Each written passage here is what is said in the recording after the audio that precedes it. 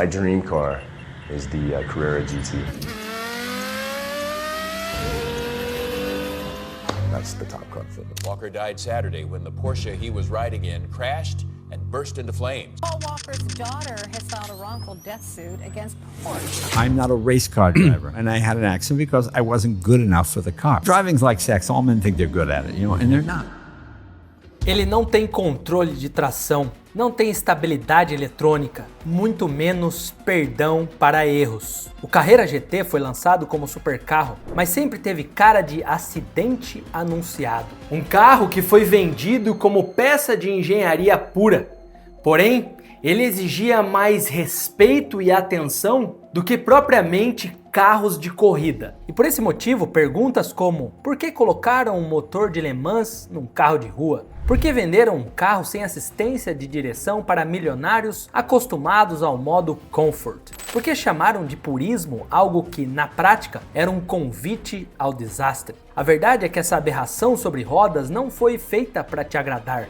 Foi feita para te testar, um teste tão extremo que tirou vidas. Foi nesse contexto que Paul Walker e Carrera GT se cruzaram. Foi assim que esse carro virou uma lenda. E agora, a história dele não pode mais ser contada sem um travo amargo na garganta, porque até hoje ele é chamado de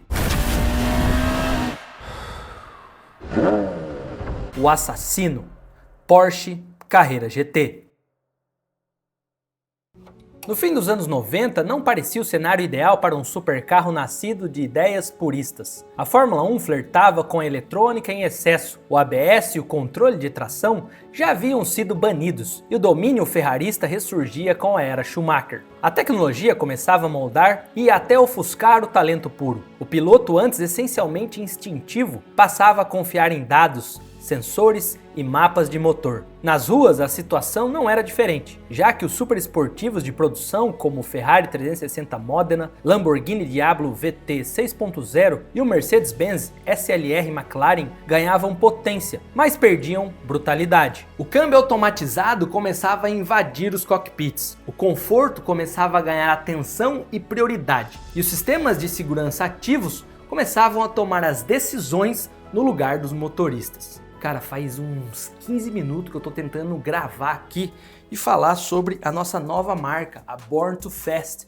E é o seguinte, eu poderia ficar criando um monte de coisa aqui, mas eu não vou. Você que gosta dos nossos vídeos e aprecia a qualidade, saiba que esse novo projeto a gente colocou a mesma qualidade dos nossos vídeos.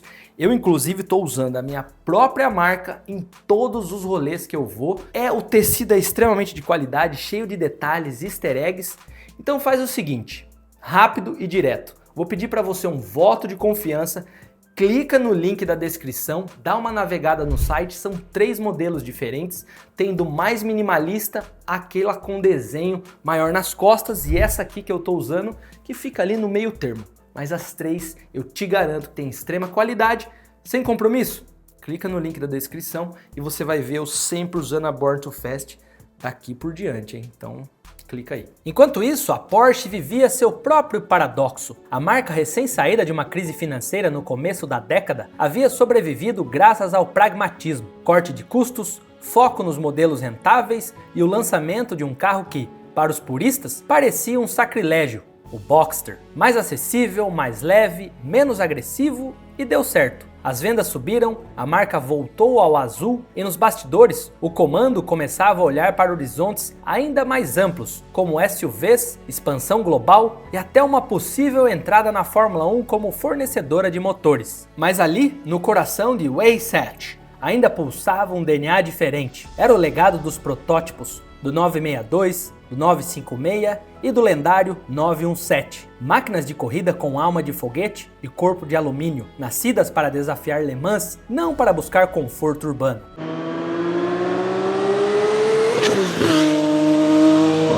E foi nesse cenário de contradições e paixão de alguns engenheiros e entre o que vendia e o que inspirava que nasceu um projeto discreto chamado LMP 2000, um protótipo de motor central moldado em fibra de carbono e equipado com um V10 criado originalmente para as corridas. O carro estava sendo moldado para competir, só que então o calendário mudou. Em 99, a Porsche retirou-se inesperadamente do projeto. A entrada da Audi no Endurance e as mudanças nas prioridades do grupo Volkswagen empurraram o LMP 2000 para o limbo. O projeto foi congelado, mas não enterrado, porque o que nasceu como um carro de corridas tinha potencial demais para morrer como um rascunho técnico, e os engenheiros sabiam disso. O departamento de engenharia alemã enxergava um V10 atmosférico que berrava como um carro de Fórmula 1 da velha guarda, acoplado a um câmbio manual seco, tudo montado em um monocoque de carbono do mais alto padrão do automobilismo. Essa visão era liderada por Michael Holscha, engenheiro-chefe do projeto,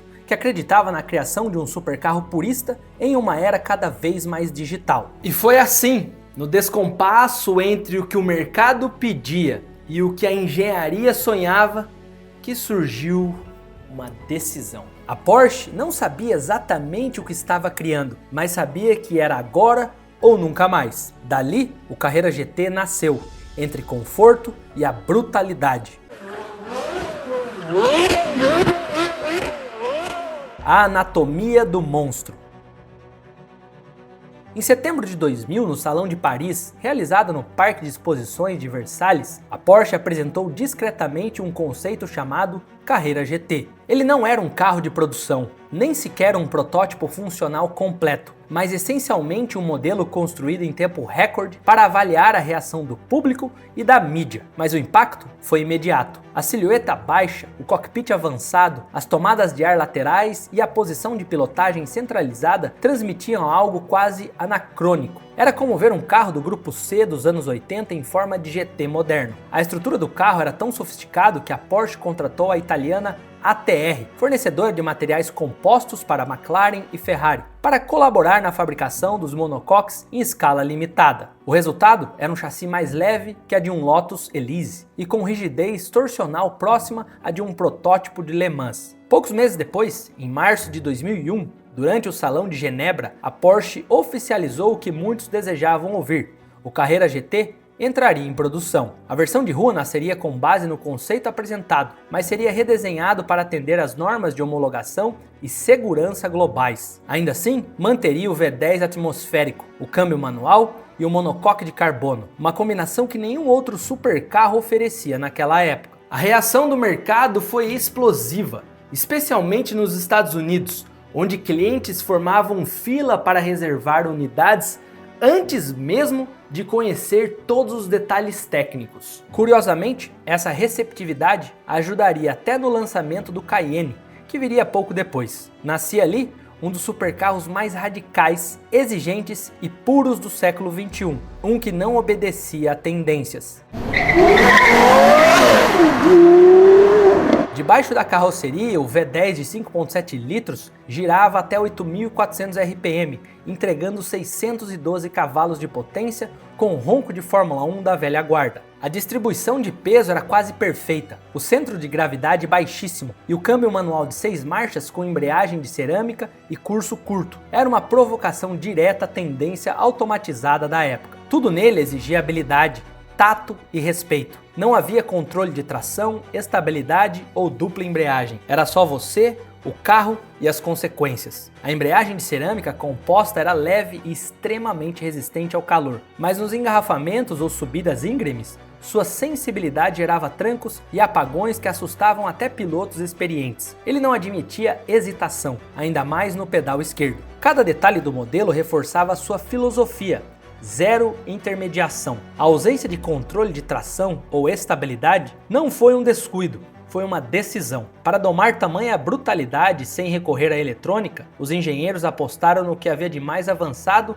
em soluções mecânicas e estruturais. O monocoque de fibra de carbono, fornecido pela ATR Composites, formava a espinha dorsal ultra leve e rígida do conjunto. Os freios utilizavam discos de cerâmica de 380 mm com pinças monobloco para garantir a desaceleração consistente, mesmo sob uso extremo. A suspensão pushrod, com braços forjados em alumínio, remetia aos protótipos do grupo C, enquanto a aerodinâmica ativa contava com um aerofólio retrátil, acionado automaticamente a partir dos 120 km por hora, para manter o carro colado ao solo em alta velocidade. A carroceria era baixa e larga, com entradas de ar funcionais e um desenho que misturava curvas limpas a recortes dramáticos. A traseira exibia 2 escapes centrais elevados e um difusor funcional, enquanto a dianteira afundava em direção ao asfalto com faróis ovalados sob lentes translúcidas. Por dentro, o foco era o essencial: alavanca de câmbio em posição elevada, painel limpo, cluster analógico com ponteiros finos e um botão vermelho de ignição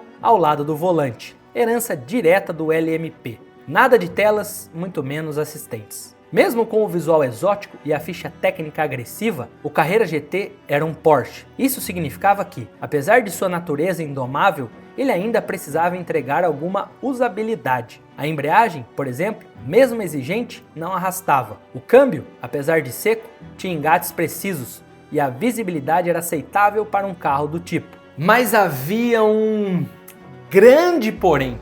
Ele exigia o máximo respeito de quem fosse conduzi-lo. Um descuido, um exagero, uma curva mal interpretada e o Carrera GT lembrava que seu DNA era mais de Le Mans do que Los Angeles, e alguns descobriram isso na prática. Em dezembro de 2003, o mundo conheceu a versão definitiva do Carrera GT. A produção foi concentrada em Leipzig, mas a alma do carro vinha de Weissach. O motor V10, derivado do LMP 2000, foi profundamente refinado para a aplicação de rua. Era um coração feroz, com um ronco metálico e aspiração natural, capaz de acelerar o carro de 0 a 100 em 3,9 segundos. Walter Röhrn, bicampeão mundial de rally e consultor da marca, esteve presente nos testes finais. Ele foi um dos defensores mais enfáticos da configuração purista. A visão dele era clara: um supercarro não deve mimar o seu condutor. A insistência dele foi crucial para manter o câmbio manual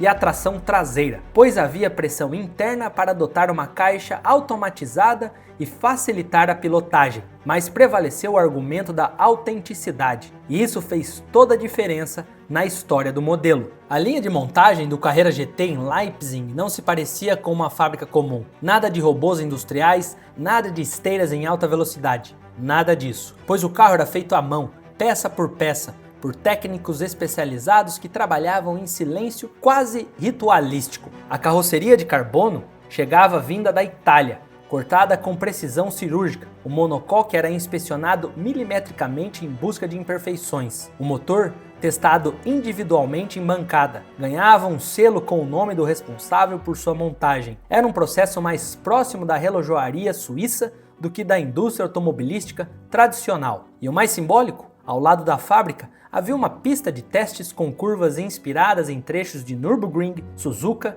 e Laguna Seca. Era como se a produção artesanal e a validação em alta velocidade dividissem o mesmo terreno, o nascimento e a consagração separados por poucos metros. Cada unidade do Carrera GT levava mais de 100 horas para ser montada. O espaço era limpo como um centro cirúrgico, com piso claro e ambiente climatizado. Técnicos usavam luvas e aventais. As peças do chassi, fabricados em liga de alumínio, recebiam polimento manual, e até a aplicação da emblemática pintura GT Silver era feita em várias camadas finíssimas, com intervalos de cura controlados com precisão. O interior não fugia da filosofia extrema, e o que havia era o essencial: fibra de carbono exposta, bancos concha com espuma de densidade específica e a alavanca de câmbio em posição elevada, coroado por uma esfera feita de madeira de faia, o mesmo material usado no volante do Porsche 917. O carro, inclusive, vinha sem sistema de som de série. A Porsche considerava qualquer sistema de som supérfluo diante da sinfonia do motor. Para ouvir música, o comprador precisava solicitar o opcional, mas muitos preferiam não fazer isso. Não era muito a cara do público do Carrera. O chassi, com rigidez torsional superior à de qualquer outro carro da época, colaborava com a precisão. O motor era montado diretamente no monocoque, o que aumentava ainda mais a sensação de conexão, mas também transmitia cada vibração, cada detalhe da pista. A suspensão de duplo A nos 4 cantos, ajustado com foco em estabilidade e resposta imediata, completava o pacote de desempenho cru. Mas o verdadeiro mérito estava no equilíbrio. O comportamento em curvas, graças ao centro de gravidade baixíssimo e à distribuição de peso ideal, fazia o carro dançar nas mãos de quem soubesse controlá-lo. Bom, e é aqui que a gente chega no divisor de águas, onde dividimos o céu e o inferno. Para o motorista certo, o Carrera GT era sublime. Para o errado, era uma grande armadilha. A ausência de controles eletrônicos avançados, como controle de estabilidade e tração, fazia parte do pacote. Era o último superesportivo a confiar completamente no condutor. Em um mundo cada vez mais dominado por assistentes, ele parecia um protesto ao mundo moderno. Era um aviso de que a pilotagem, em sua forma mais pura, é também perigosa. E assim, em partes, deveria continuar sendo. Jornalistas especializados chamavam o modelo da Porsche de o último analógico, comparando-se à Ferrari Enzo, seu rival direto na época. O Porsche era menos tecnológico, menos confortável, mas mais direto, mais visceral. O Enzo queria impressionar, o Carrera GT queria testar você. Por isso que ele virou a referência entre puristas. Um carro que não se importava em ser gentil, mas que recompensava quem o entendesse. Em formato de coupé, uma máquina que não guiava o motorista, mas era guiado por ele. Entretanto, ele podia facilmente devorar quem tentasse dominá-lo, e assim mancharia a imagem do modelo de uma forma que a fabricante nunca poderia imaginar. A sombra da aberração. Era 30 de novembro de 2013, em Santa Clarita, Califórnia, um evento beneficente da Reach Out Worldwide, uma ONG criada por Paul Walker para ajudar vítimas de desastres naturais, se aproximava do fim. No estacionamento da empresa de um amigo estavam reunidos entusiastas, modelos de coleção e fãs. Um desses carros era um Porsche Carrera GT vermelho, e ao volante, Roger Rodas, consultor financeiro, piloto amador e sócio de Walker. Pouco tempo depois das 15, Rodas e Walker saíram para uma volta, uma espécie de ritual informal em eventos como aquele. Testar, escutar, sentir o carro. Mas o que aconteceu nos minutos seguintes virou manchete global. O Carrera GT perdeu o controle, subiu na calçada, atingiu uma árvore e um poste, partiu-se ao meio e pegou fogo. E nenhum dos dois sobreviveu para contar o que aconteceu. As imagens correram o mundo com velocidade cruel. Paul Walker, astro de uma das franquias mais bem-sucedidas do cinema,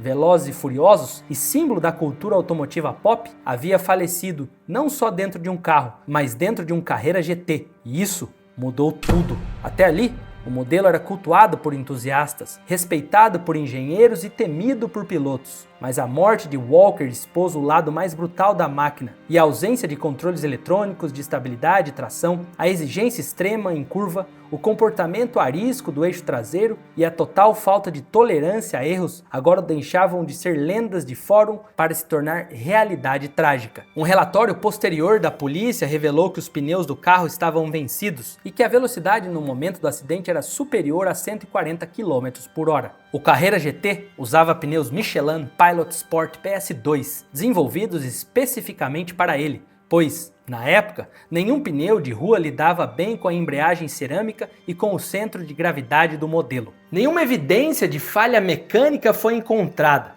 mas o estrago já estava feito.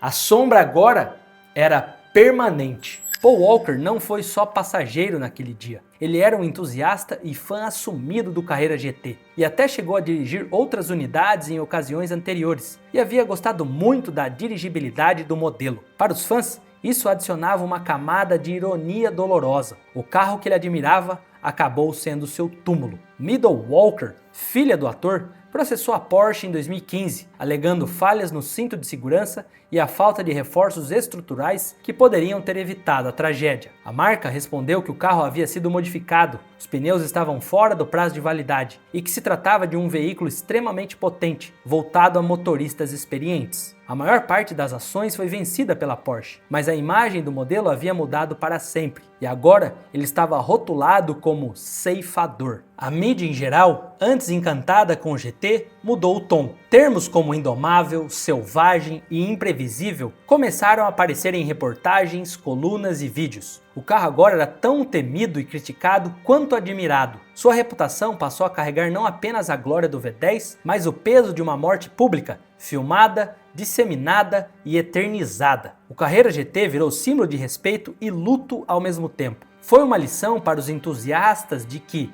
por trás do fascínio, existe um limite e que, quando cruzado, até mesmo um dos carros mais fascinantes já construídos podem se tornar armas contra seu próprio condutor. O acidente de Paul Walker foi o mais famoso, mas não foi o único. Antes dele, o Carrera GT já havia protagonizado diversos incidentes graves. De Jay Leno a colecionadores anônimos, vários motoristas perderam o controle da máquina em situações onde outros supercarros teriam perdoado o erro. Em pistas fechadas, eventos privados e até vias públicas, o Carrera GT mostrou diversas vezes que sua margem de tolerância era mínima. Muitos dizem que parte considerável das unidades feitas passaram por algum susto ou acidentes. Para muitos, isso reforçava a aura lendária do modelo. Para outros, era sinal de um projeto que jamais deveria ter sido homologado. Apesar disso, foi só após a tragédia do ator de Velozes e Furiosos que o modelo passou a viver entre dois mundos, o dos ícones absolutos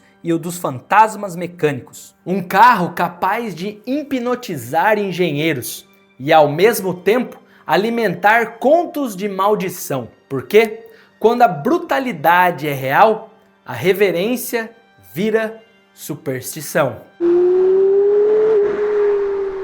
Quando a produção do carro terminou em maio de 2006, a Porsche havia montado exatamente 1.270 unidades, sendo cerca de 604 para os Estados Unidos, tornando o mercado americano o principal. O modelo foi vendido por cerca de $440 mil na época, o equivalente a mais de $700 mil hoje corrigido pela inflação. O número de fabricação pequeno, quase simbólico, diante da escala industrial do mercado de supercarros na década seguinte. Mas isso não importava, porque o GT nunca foi baseado por números, foi sobre marcar uma era, ou melhor, fechar uma. O fim do modelo representava também o fim de uma linhagem, de uma filosofia duradoura. Era o último supercarro aspirado, manual e analógico de verdade, lançado por uma grande fabricante antes da virada definitiva para a era dos híbridos, dos automatizados, dos assistentes eletrônicos, dos ajustes de modo de condução, das simulações digitais de desempenho. De um lado, a tradição das corridas raiz, do outro, a tecnologia voraz do futuro. O Carrera GT, com seus pedais metálicos, embreagem de cerâmica e motor de origem quase mítica, se tornou a ponte final e, ao mesmo tempo, um beco sem saída. Não é à toa que, nos anos seguintes, ele se transformou em um objeto de desejo absoluto. Em 2014, menos de uma década após o fim da produção, unidades em estado de conservação impecável já eram negociados por mais do que o valor original de fábrica. E conforme o tempo passou, esse movimento só cresceu. Em leilões, colecionadores começaram a pagar 1 milhão, depois 1,5 milhão, depois 2 milhões por exemplares de baixa quilometragem. Modelos com interior personalizado, cores fora do padrão ou histórico de procedência famosas ultrapassaram os 3 milhões. Além disso, algo mais profundo explicava essa escalada. O modelo virou uma peça de arte, não pela estética, embora seu desenho tenha envelhecido com elegância quase impossível para um carro de seu tempo, mas pela história que carrega e principalmente pelo que representa. Ele é o último dos puros, a última chance de experimentar o que os pilotos de protótipo sentiam no fim dos anos 90, o último supercarro da Porsche antes do 918 Spider digital, antes do Taycan elétrico, antes dos filtros do Instagram. E por isso mesmo, tornou-se uma cápsula do tempo, um artefato capaz de condensar tudo o que foi perdido no caminho da evolução. Ainda assim, depois de todas essas histórias de acidentes, quase acidentes e acidentes fatais, para muitos, o Carrera GT não é só o melhor Porsche de todos os tempos, mas o melhor carro já produzido por qualquer marca. Porque sua grandeza não está nos números de aceleração, nem no tempo de Nürburgring, nem nos gráficos de comparação. Está no arrepio que ele causa, na tensão constante, no fato de que, mesmo desligado, ele impõe respeito. Não é um brinquedo, e já nasceu deixando isso claro. E também uma espécie de memento mori da engenharia automotiva, um lembrete de que, antes de tanta tecnologia suavizar tudo, dirigir podia ser perigoso, difícil e talvez por isso mesmo muito mais real.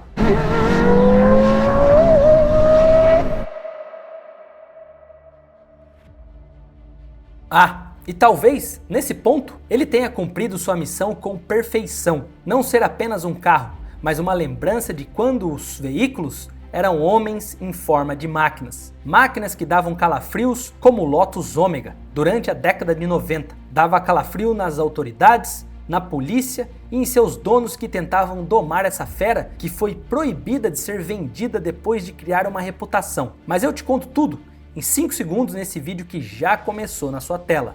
Te vejo já!